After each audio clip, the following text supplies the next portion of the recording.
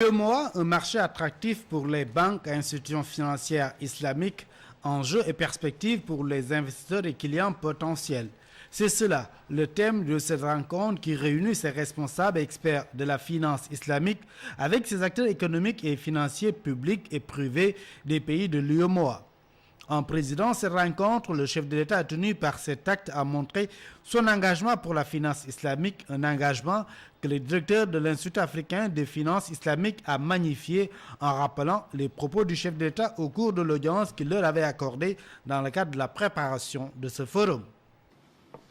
Au cours de cette audience, vous avez prononcé 4 mots qui renseignent sur votre degré d'engagement pour le développement de la finance islamique et témoigne une fois de plus de votre statut de leader charismatique ayant une vision éclairée sur toutes les questions préoccupant les acteurs économiques. Aussi est-il de mon devoir de vous rappeler que vos 4 mots ont été à l'origine de la concrétisation de ce grand rendez-vous. En effet, lorsque nous vous avons fait part du projet de notre institut d'organiser ce forum pour promouvoir le développement de la finance islamique dans l'UEMOA, et de créer par ce biais un cadre de rencontre entre les institutions internationales de la finance islamique, les experts de la finance islamique, les institutions de l'UEMOA et ses différents acteurs économiques, publics et privés, vous nous avez répondu, je cite, « Vous prêchez en convaincu ». C'est cette conviction qui vous a poussé, en votre qualité de président en exercice de l'organisation de la conférence islamique, à placer le développement de la finance islamique dans l'UEMOA au cœur de votre politique de renforcement et de redéfinition de la coopération économique et financière entre les pays de la Oumma.